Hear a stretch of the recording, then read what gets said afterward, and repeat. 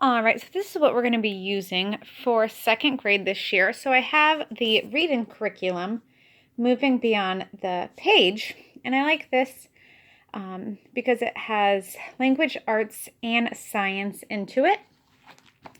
And there are 4 concepts. So I'm only doing concept 1 and concept 3 with this, and then we're going to supplement with another reading curriculum. So this side is the science, social studies components, and we're just doing the science and then the language arts.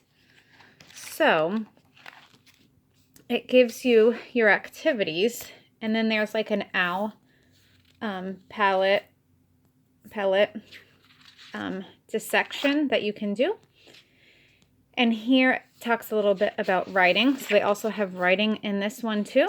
And it's more for the advanced and gifted, and a little less like turn your page and go. So I'm going to have to help with this. And so that's why we've decided to do nap, school during nap. And so when I do the unit 1, it's also going to be weather.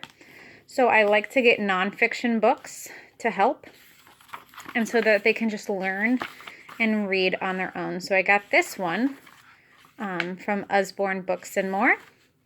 And I like for my kid to be in charge of their learning.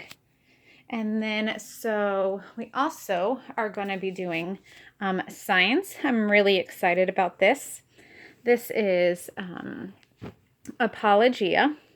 And so they have a student book and the book where they can read to get the information. And it's it has a lot in there. But this book really does a good job at breaking down stuff. And they give you all of these books and DVD suggestions to help. They have some coloring pages. And then they give you stuff where you can organize your reading. So they're kind of putting their knowledge in and then putting it out on their paper to see how much they got. And we're going to be doing a lot of hands-on things with this. And this is like about the fish project. So we would go on a field trip and complete this page after our field trip. And then I got this book here, The Big Book of Sea Creatures, because I like to give my kids, like I said, the opportunity to be in charge of their learning. And this one is also from Usborne Books and More. And it's broken down into categories. So it's animals with shells, big fish, the biggest, the fastest, and the longest.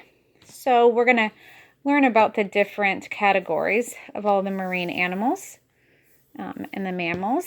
And then for math, we're going to be using the Singapore. It's not very bright and colorful.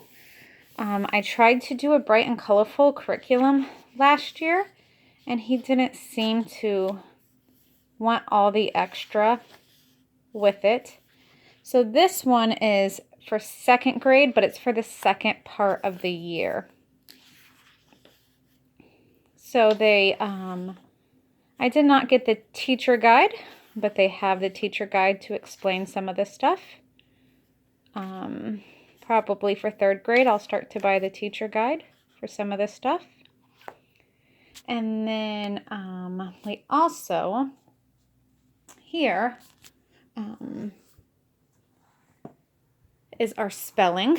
So I like this one because I can test him and I give him words that are on his level. If I can find it here. And it tells you a lot on how to do it. I don't really use much of it. But I look at these words here. And if he gets them right, I don't study them with him anymore. I just study with him on the words they got wrong.